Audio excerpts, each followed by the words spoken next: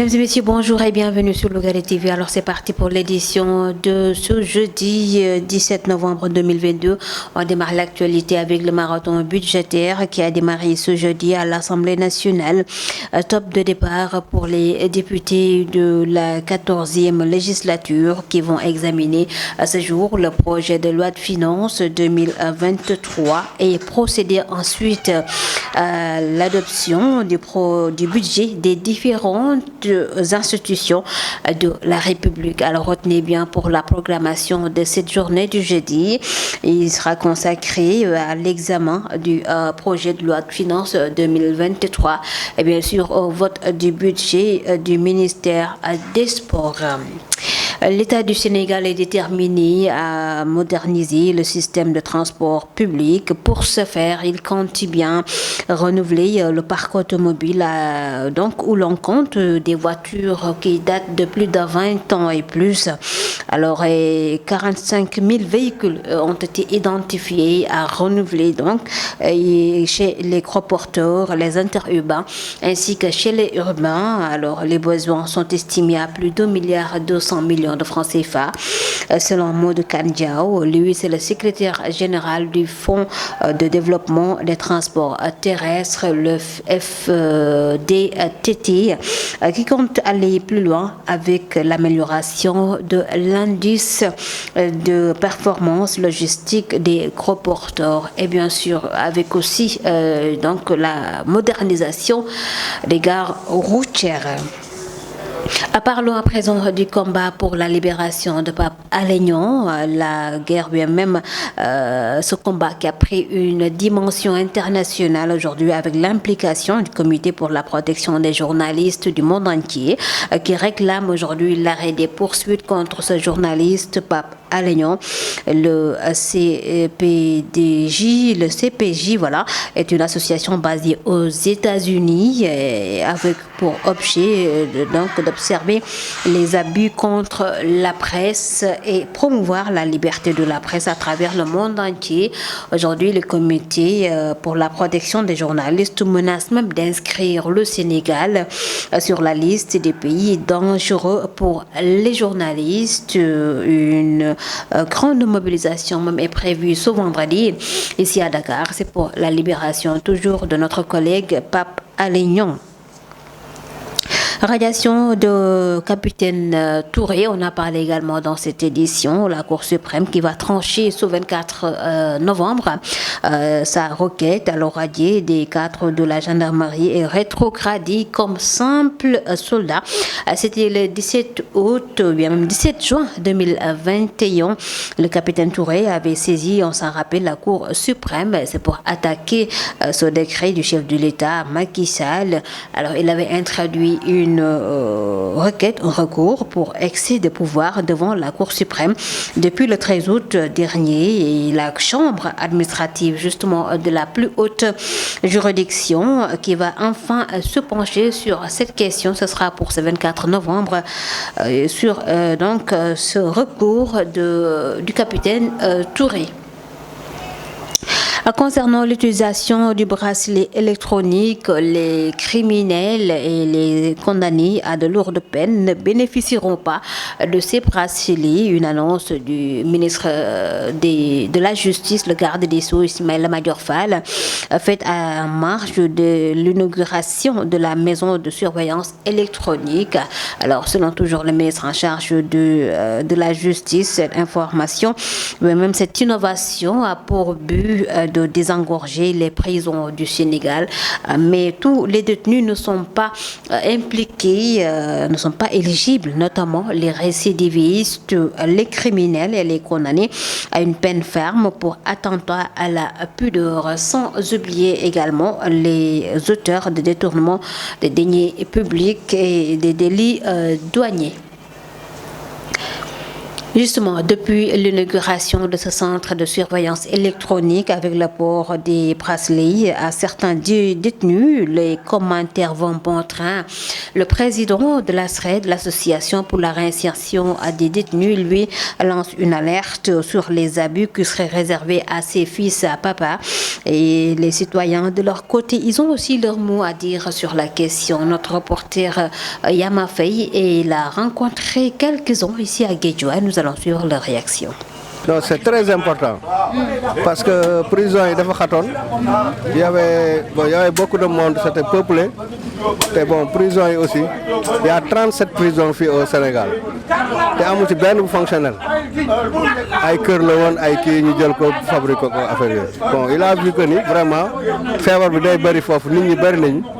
léegi bu génnee ay bracelet ñu bàyyi la en liberté ngay dox terewul toujours nga nekk prisonnier xam nga te boobaa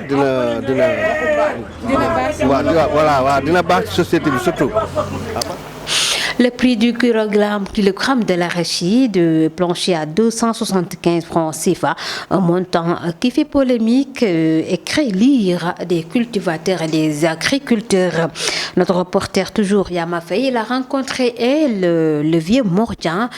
cultivateur de son état, comme vous le voyez. Il refuse tout bonnement de vendre son arachide à ce prix fixé par l'État du Sénégal. Nous allons suivre son entretien avec notre reporter. liñ jënd gerte kilo 1200 lañ jënd gerte kilo gerte engrais bi Gambie lañ ko doon jënd saako 30 000 saako engrais 30 000 gouvernement bi joxul kenn benn gerte gi mu jox 5 kilos la am par ku fay lemp ba pare 5 kilos yooyu buuse la gerte gu sew ruuj ku ko ji saxut ba pare léegi tey moom mu taxaw di jaay Sonacos di jënd suñu gerte gi kilo juróom fukk ak juróom ba pare moom di ko jaay ndax ñun lekk mu diw gi Sonacos di kii day jaayaati suñu gerte googu dem jox nu diwu sagam gi ah léegi ñu taxaw gerte gi baaxut nawet bi dugub képp lan am ñu walbatiku egsi naan noo kilo 275 ñun door gis ren béykat bu jaay gerteem ku ko ci am da nga koy denc segal ko di ko lekkal sa bopp léegi tey duñ ko jaay kilo 250 bu defoon kilo téeméer sax duñ ko jaay gerte. Voilà, mesdames et messieurs, ça n'est tout pour l'actualité sur Lougaré TV. Merci à vous tous de nous avoir suivis. La version, voilà, c'est tout de suite.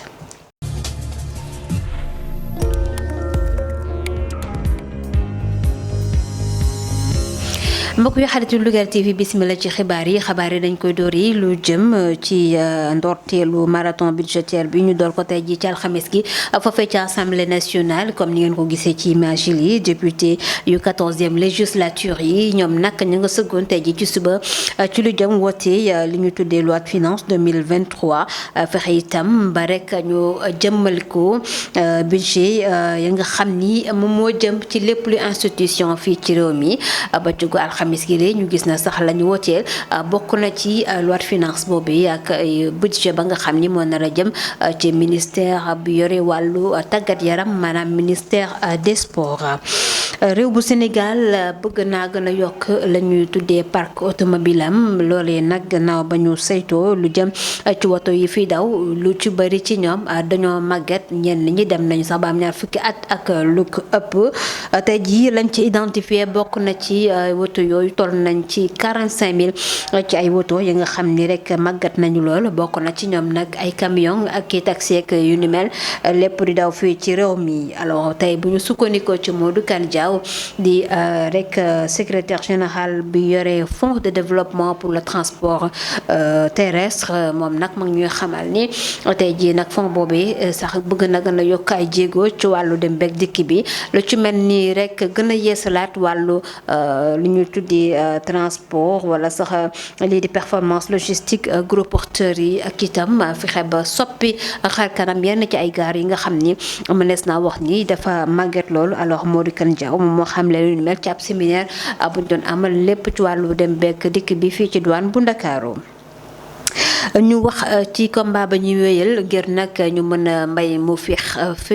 kii di Pape Alé Niang ci jamono ji mu nekk ci loxoy yoon moom journaliste boobu combat ba ñu sumb nag ayu bés ngi nii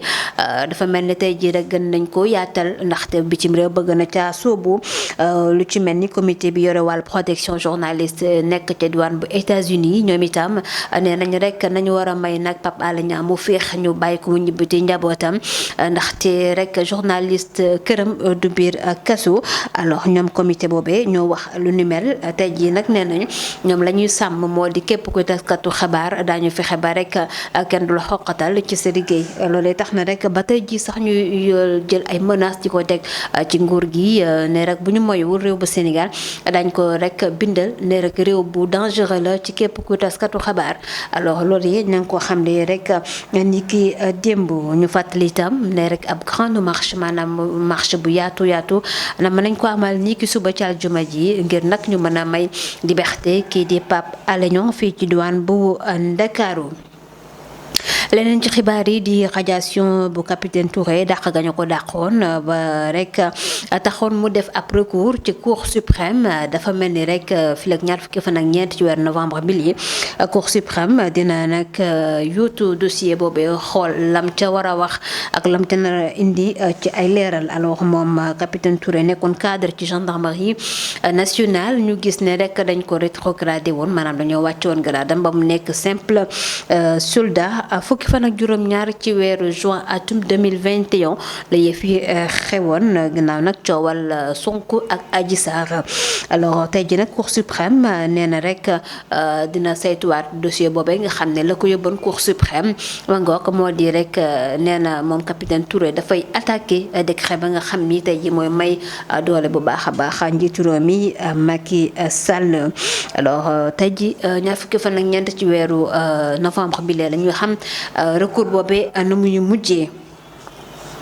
lu jëm ci bracelet électronique lam yooyu nga xam ni moom la ñu war a takkal ñenn ci ay détenu maanaam ñi nga xam ne rek caabi da leen féete ginnaaw ngir nag ñu mën a wàññi nekk ci biir kaso bi. ñu gis na ay bés ñu génn maison boobu ñu ngi ko doon inauguré fii ci Ndakaaru. Ismaïla Madior Fall di jawriñ ji da yore wàllu yoon ci réew mi ma nga xam ne sax lam yooyu du n'importe quel rek détenu lañ koy takkal wante rek képp ka nga xam ni wàllu crime nga def wala rek la dugal kaso nekk lu diis loolu ñooñee bokkuñ ca. alors loolu yi nag itam ña ngi koy wax ci biir rek la nga xam ni moom Ismaïla Madior Fall mu ngi ko doon xam ne ci bés bañ doon inauguré lu ni mel mi itam ma ngi koy yokk di wax ni képp ku mës a lekk alal lu réew mi wala sax lu jëm ci lu ni mel te rek yoon teg la loxo itam privilège boobee doo ci bokk. boobu ba tey nag itam ñu gis ne coow li bari na ci ku ci nekk di ci wax ne rek lam yooyee buñ ko def maanaam jëmale ko mu féete boor ku ci mel ni Ibrahima Sall de bu ASTRED di association bi ëmb réinsertion détenu yi wala sax ba cay dox moom nag nee na nañu moytu nag jël lam yooyee di ko réserver ñi nga xam ne ñoom ñoo doomu kilifa yi bàyyi baadoolo yi moom loolee la xalaat te sax maa ngi cee artu askan wi ñoom itam am nañ luñ ca xalaat ci lam yooyu nañuy dem seeti reportage. non c'est très important parce que prison yi dafa xatoon y avait beaucoup de monde, c'était peuplé te bon prison yi aussi y a 37 prisons fii au Sénégal te amul ci benn bu fonctionnel ay kër la woon ay kii ñu jël ko fabriqué ko affaire yooyu. bon il a vu que ni vraiment feebar bi day bëri foofu nit ñi bëri nañu léegi bu génnee ay bracelet ñu bàyyi la en liberté ngay dox terewul toujours nga nekk prisonnier xam nga te boobaa dina baax ci société bi surtout waaw parce que nit ki bu nekkee fee ñu génn ko fi muy xolaat nawleem yi dina ko yedd ba su ëllëgee li mu defoon dootu ko mun defaat. njëgu gerte gi kilogramme ba nguur gi teg ko ci 275 francs CFA loolee nag bu métti loolu ñi yëngu ci wàllu mbay mi tey nag ci Ndakaaru wala sax ci biir réew mi ñu gis ne nag cultivateurs yi agriculteurs yi dañoo mer ba futu boobee ba tey ñoom it ñu ngi cay wax suñu ndaw li soxla Yaama Faye demoon na seeti fii kenn ci ki yëngu ci wàllu mbay moom ma nga jëli engrais ci doon bu Casamance moom ma nga tudd Mor Dieng moom nag baykat la comme na ngeen ko gisee noonu moom nag nee na prix boobee nga xam ne nguur gi moo ko fixé xalaatul benn yoon jaayee ko gerteem googee nga xam ne ba mu koy bay lam ca def ëpp na ko. alors dañuy teewlu am na ay kàddu yu mu dénk soxna Yaama Faye ñu teewlu ko. jënd gerte kilo 1200 lañ jënd gerte kilo gerte engrais bi Gambie lañ ko doon jënd saako 30 000 saako engrais 30 000 gouvernement bi joxul kenn benn gerte gi mu jox 5 kilos la am par ku fay lempo ba pare 5 kilos yooyu buuse la gerte gu sew ruuj ku ko ji saxut ba pare léegi tey moom mu taxaw di jaay Sonacos di jënd suñu gerte gi kilo juróom fukk ak juróom ba pare moom di ko jaay ndax ñun lekk mu diw gi Sonacos di kii day jaayaati suñu gerte googu dem jox nu diwu sagam gi ah léegi ñu taxaw gerte gi baaxut nawet bi dugub képp lan am ñu walbatiku egsi naan noo kilo 275 nun door gis ren béykat bu jaay gerteem ku ko ci am da nga koy denc segal ko di ko lekkal sa bopp léegi tey duñ ko jaay kilo 250 bu defoon kilo téeméer sax duñ ko jaay gerte. mi ngi ko mbokk yi xarit yi li bokk na ci li fa gën a fës ci xibaar fii ci Lougaré TV di leen jaajëfal bu baax ci teewlu bi di leen jox dig daje suba incha allah.